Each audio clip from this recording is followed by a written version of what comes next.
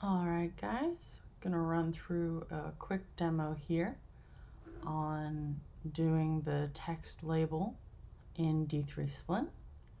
So you can see I have an old case here pulled up, and once you've got everything the way you want it, gonna go ahead and finalize the splint.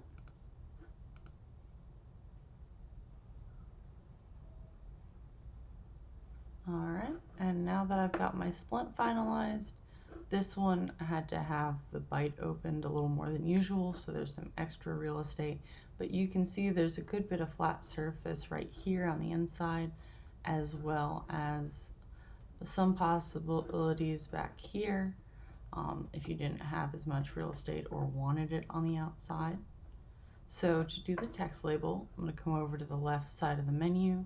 Go ahead and scroll all the way down. At the very bottom, you'll see this. Right here at model label, this is your text box. I'm going to just type in testing.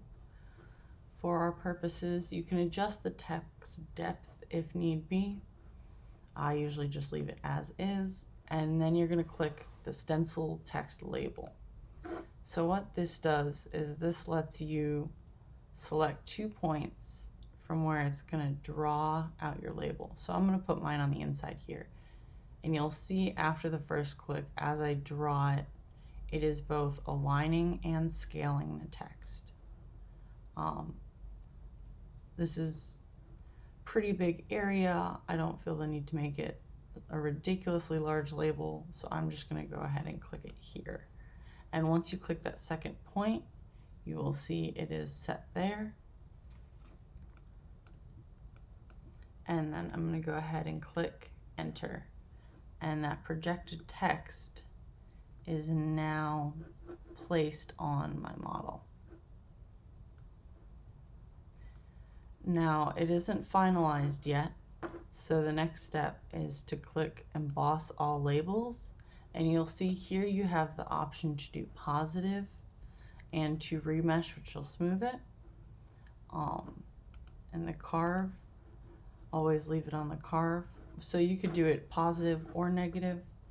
Let's go ahead and make this one negative, just because I feel like it'd be a weird place for the teeth to touch, or the tongue to touch.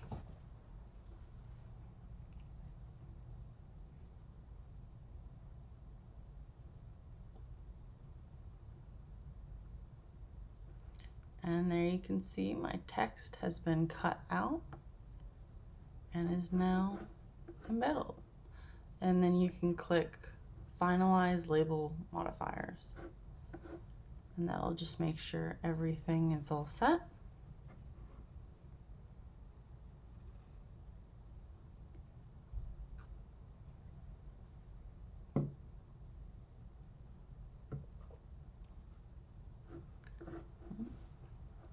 And because I did that manually, it already finalized it. Good to check just in case. And now it's all set.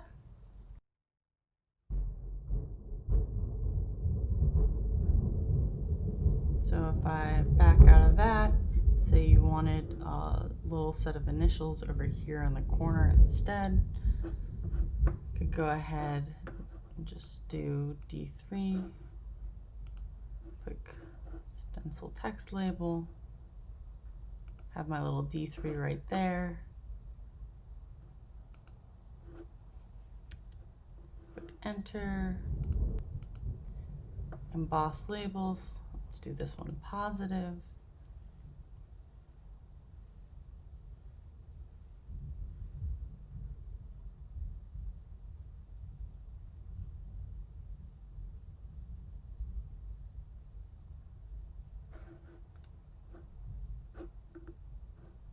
And there you can see, there's my D3. It's not quite as flat as it could have been.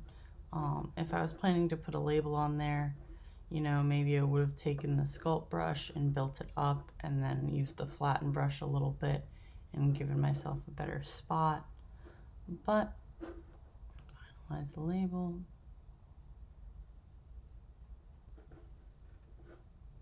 All right, and that's the gist of it. After that, you just scroll back up and export your splint STL as you normally would.